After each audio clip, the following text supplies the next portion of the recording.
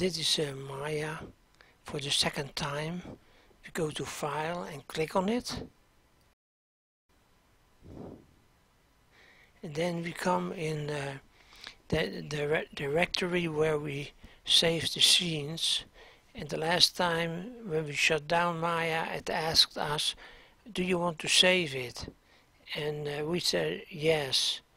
So we can pick it up now. We don't have to make it again. And so the name is Cube done on February 3, 2009, and then we click on open. And then it comes into the above the grid at the right dimension, is at the right place. And here we click to make it active. And so you can see it here. You know that is active. Then we go to the right, it's the channel box, and we see the exact dimensions and the place here above, translate X, translate I, translate Z, where it is located. And here we go to give it dimensions, where the square is, the blue square. Then we click on that one.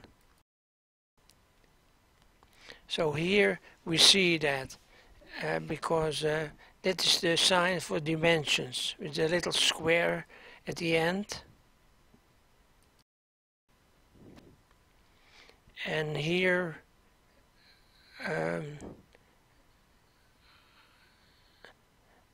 yeah, we make it bigger, and you can see here the confirmation that it is bigger.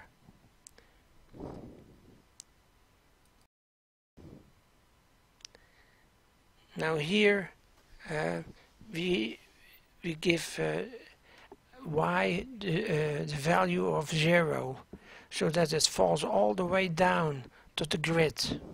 All the other things are equal, but y is 0.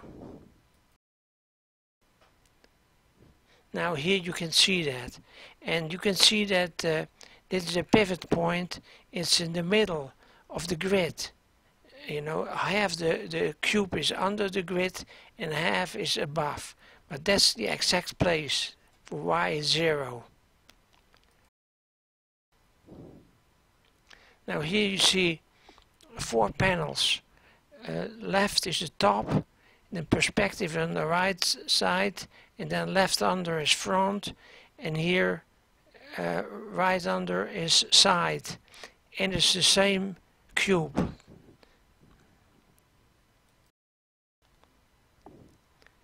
And here we go to turn it around. And you see that these are the signs for turn it around. The red one is for the x-axis, and the blue one is for the z-axis, and the other one is for the y-axis. It has to be yellow, but for one reason it's black, but normally it has to be yellow. So here everything is 0 for the rotation. And then that was the first one, you know, we started with 0 for everything. Then we rotate X and give it 30, not 30 minus, but 30.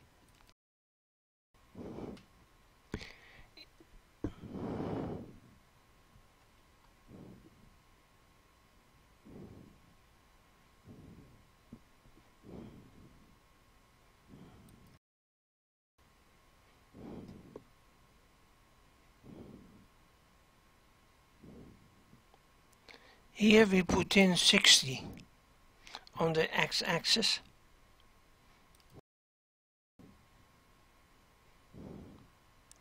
And as you see, it turns towards you, and that positive 60 degrees.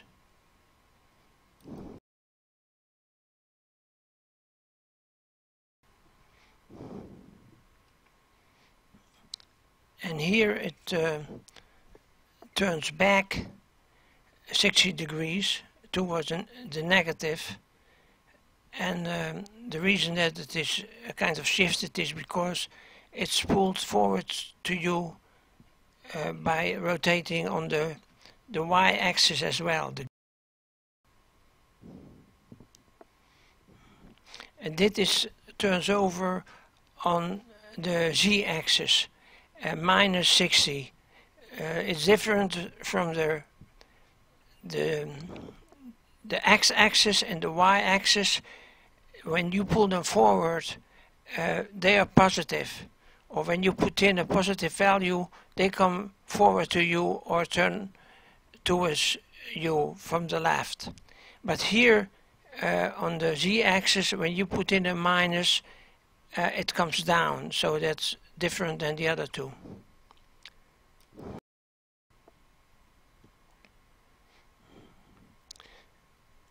And here it's just plain on the grid. All the values are the values of the rotation are 0.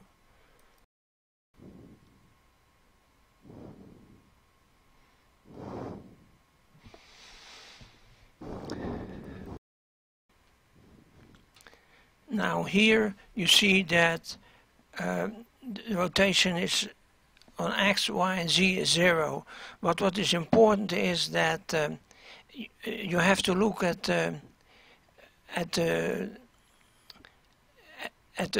sign that's there left on top, and all those things that I just told about is when you see the compass with in perspective view with the y on top. When you do it when it's in another way, you will find out that doesn't work that way.